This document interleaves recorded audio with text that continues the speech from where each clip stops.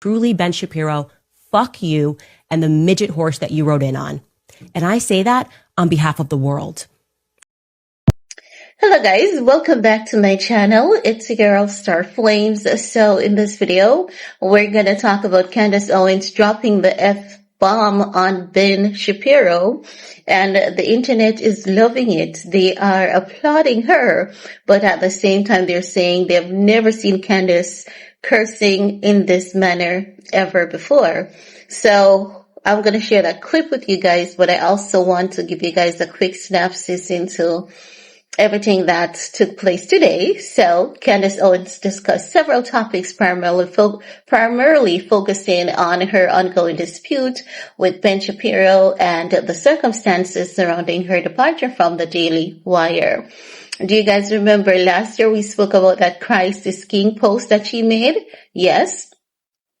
That was a part of it for those who have been keeping up, as well as an investigation into Fort Ottawa and its alleged connection. So she spoke about Ben Shapiro's alleged behavior and pettiness.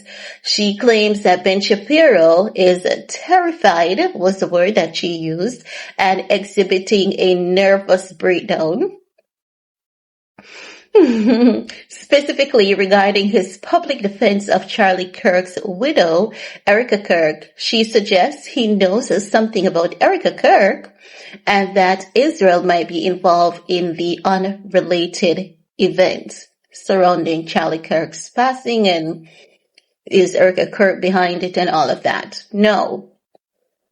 She recounts the events leading to her firing from the Daily Wire, and it's so sad. What she, recalled as though it was the hanging of, slave, right? It was something to that, magnitude, right? No, she stated that Shapiro attempted to destroy her reputation and livelihood after she called him out on stage. She alleges he used Jewish donors to pressure Charlie Kirk to disinvite her from speaking at events. And she was sorry about that, guys. And she was very specific about the events. Now, she recounts the events leading to, we read that. So, Owens describes how Shapiro audience declined after October 7th. She was saying that Ben Shapiro was pushing, it should be Israel first agenda. And because a lot of his audience are US based, a lot of Americans could not understand why they were literally being bullied into pushing the Israel first agenda when it should always be your country first. And that is so factual because she has always emphasized this, right? So when he was prioritizing Israel, he started losing traction. He started losing viewership and all of that. Now, she details an incident where Shapiro publicly insulted her over a tweet stating genocide is always wrong. And she's still standing by it. It doesn't matter color, class, or creed. She stands by genocide is wrong. And anyone with a functioning brain will stand by genocide is wrong. I stand by genocide is wrong. I'm in support of peace and unity. I'm in support of peace for the Jewish people. No one should be carrying out mass attacks on the Jewish people. No one should be carrying out mass attacks on the Palestinian people. Israel is their home, no promised land according to any Bible. And we stand on that. I don't care about the other Christians who believe otherwise. You cannot commit a genocide in the name of God. Anywho, let us continue. So she detailed an incident where Shapiro publicly insulted her over a tweet stating genocide is always wrong. She also mentioned that the Daily Wire's PR focused on protecting Shapiro despite his public insult. Yes, because she said that Ben Shapiro launched an attack against her when she was just 6 days away from labor, and she was looking because her only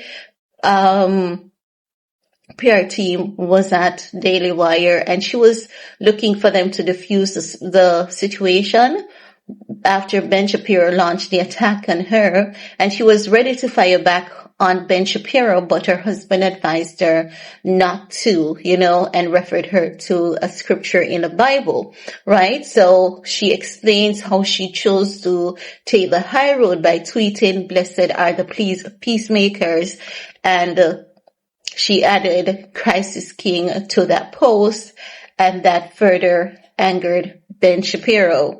Remember that time when Jamie Foxx spoke about having friends that are backstabbers and friends who are, betrayers, just as how they betrayed Jesus Christ.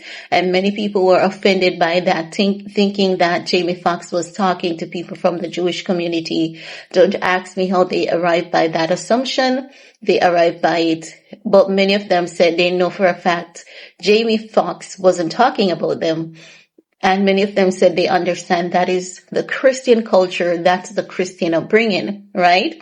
So then Candace Owens basically said, she had an interview with Tucker Carlson. The interview was cleared by the Daily Wire. So just days before she was scheduled to give birth, she had to sit down with Tucker Carlson. Tucker Carlson asked her, who's that one person you wish you could have a word with? He sit down and talk with.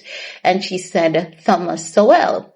And she said after that interview, Ben Shapiro, she assumed paid Thomas Sowell a large portion of money for an interview to hurt her feelings after she expressed the admiration that she has for Sowell with Tucker Carlson. So naturally, Ben Shapiro watched that interview, right? So she characterized her firing from the Daily Wire as a public humiliation orchestrated by the CEO, Jeremy Boring, which she described as a slave hanging based on how it was done. She plays the clip for you to see just a part of it, and she's encouraging people to watch the entire clip in its entirety. Also, after he played the clip from the internal meeting where Jeremy Bowen detailed her crimes, so when she was being fired and she was leaving, she completed her show. They had a clip of Jeremy Bowen playing, saying, Candace Owens said this. Candace Owens said genocide was wrong.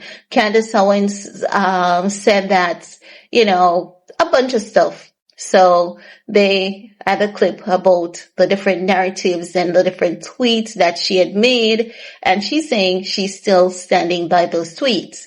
So she claims that Shapiro has continued to harass and attempt to bankrupt her through legal abuse, including 3 court proceedings and working with Barry Wise to write negative articles about her, which is always spoken about.